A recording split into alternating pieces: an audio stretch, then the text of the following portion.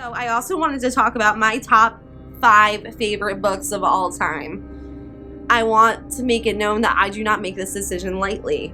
This is, I've read so many books, and this is a very, very hard one. Suffice to say, all of these on this list are pretty much foolproof for me. I will recommend them over and over and over again.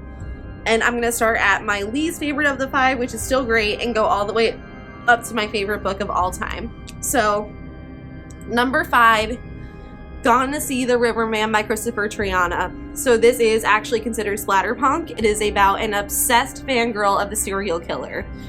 So she's writing him in prison, and she's thinking of it like, oh, this is my companion. This is a companionship. This is a friendship. Like, I can tell this man anything and I feel safe with him. Like, no, the fuck you can't, girl. He literally mutilates people, but that's besides the point. She doesn't understand that.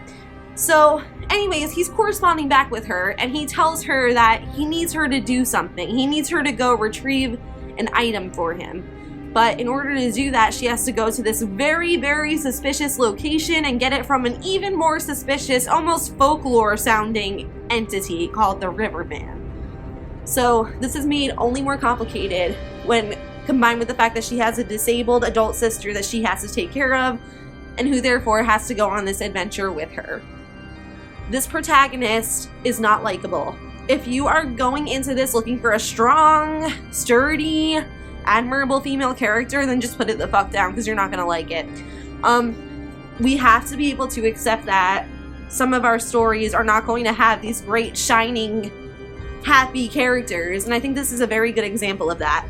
I loved how creative this book was. I love that even though it was splatterpunk, the violence did not take away from my understanding or my appreciation of the story. And I loved the complexity of just about every character. So this is very disturbing. Huge warning for sexual assault, as there is a lot of that in this book. But if that's something you can handle, it is fantastic. I did not see the ending coming. And yeah, definitely give it a try. Christopher Triana is actually pretty good. I would swear by most of his stuff. He is a very good author. He puts a lot of time and effort into these storylines, and they're usually totally original, so you can't really go wrong with him. Number 4, The Girl Next Door by Jack Ketchum. This was actually one of the first horror books I really binged in like one night. This is based on the Sylvia Likens case. Sylvia Likens was a girl from Indiana whose parents had to, well, not necessarily they had to, their decision is questionable at best, but ended up leaving her with this woman named Gertrude Banaszewski? Whatever the fuck your name is, you're a cunt.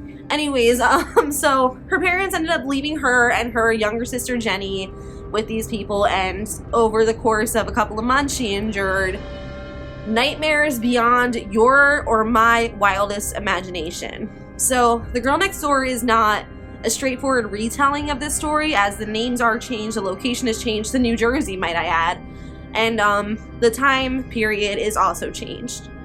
There are quite a lot of differences, but it's worth it to say this is an account from a child's perspective of the torture and mutilation and abuse of a young girl who really did nothing to deserve it or ask for it.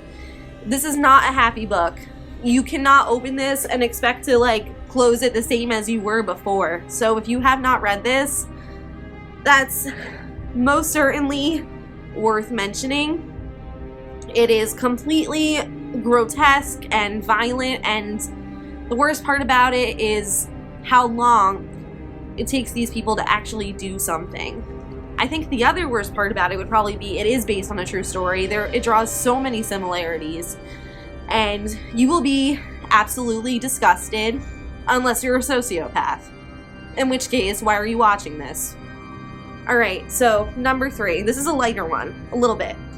I wouldn't say anything Grady Hendrix writes is necessarily light, but he is good on the camp.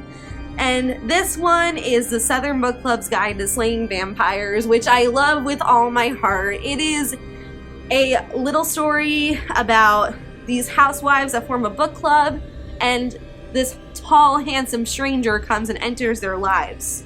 So, turns out this dude's a fucking vampire. That's not even a spoiler. It's pretty clear cut from the beginning of the story. But how are they supposed to navigate that?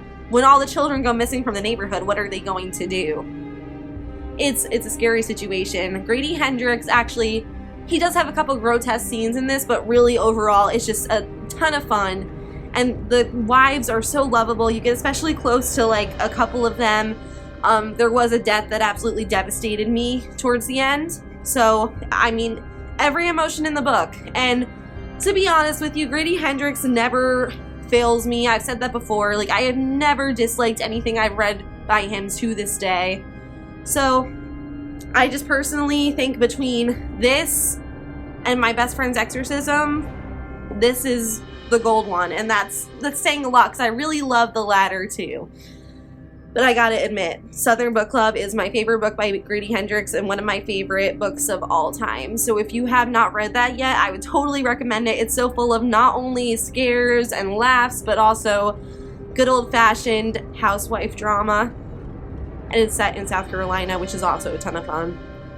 Okay, so these two are a bit more serious. Not that the other ones weren't, but these are also my top 2 books of all time. Okay. This was really hard. It was hard to put them in order, but I think I got it. So, number 2, The Green Mile by Stephen King. When I read this, I had such a book hangover. I didn't know what to read for a really long time. This was recommended to me loosely by my friend, and after reading the description, I was like, I don't really know if I'd like something like that. I'm not really too interested in prison life in the 1930s. I could not have been more wrong. And I don't know what possessed me to finally pick it up, but something did. And let me tell you, like, I have never thought myself the type of person to feel bad for convicted murderers, but that was until I met Delacroix and his mouse, Mr. Jingles, and you really just have to read it to completely understand. So it is a bit slow. It was supposed to be serial novellas. Now, the one I read was put together in a giant book, so I read all of them in one shot. A lot of people will be familiar with this story and be familiar with how sad and absolutely heart-wrenching it is. But essentially, there is a new inmate. He is a very tall black man. His name is John Coffey. He is accused of killing 2 girls in the countryside, and the more and more you get into the story, the more and more you realize that John Coffey is really special, that he has something in him that not a lot of other people have. And it's a type of magic that heals, it doesn't harm. So it throws everybody for a loop. Like, how could this big teddy bear have killed these little girls? And from there, I just hope you have a box of tissues. Because I was not the same after I read that. I was not the same after I read the graphic descriptions of the electrocutions or what the disgrace guard Percy does to one of his prisoners. It's really interesting. Morally, it'll make you think about a lot, and it explores the themes of, like, angels and the living and just the lengths that we're willing to go to do what's right. So, I also completely recommend watching the movie after you read the book, because it is pretty good, and it is long at 3 hours, but it really doesn't leave much out. So yeah, with The Green Mile, you can't really go wrong. Absolutely, in my opinion, so far, Stephen King's best ever. I have a lot of him to read, but it'll be pretty hard to top this. So, number 1. I want to preface this by saying, this will always be one of my favorite authors, because despite the fact that I did not enjoy all of her other books. I enjoyed some of them, others I didn't.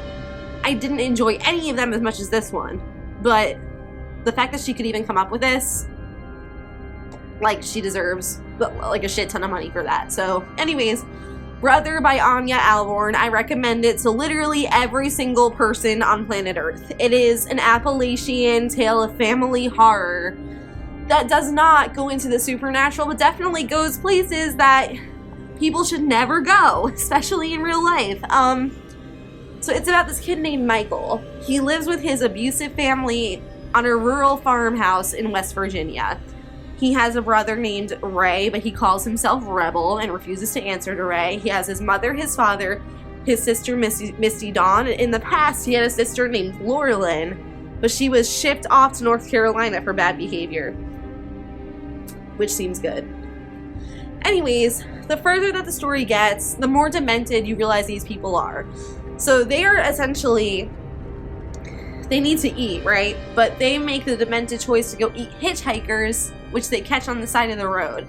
And they mutilate them in the basement, etc. You know. So Michael doesn't want any part of this anymore. He wants out of this house. He wants to be his own person. He doesn't like this shit. He wants to be a good man. But the thing is, his family is so violent and striking and just overbearing. He knows that he has almost no future in this desolate farm town. He has almost no future. Then Rebel seems to have a change of heart, and he takes him to a record store. There, Michael meets a girl that he feels he could be in love with. So, that's really all I can tell you without spoiling it. Just know that, like, there are so many moments of escalating hope that get ripped away from you so quickly, and it hurts. This book hurts. It packs such a punch, and I love a good hillbilly story. I am obsessed with rednecks. We will get to that another time.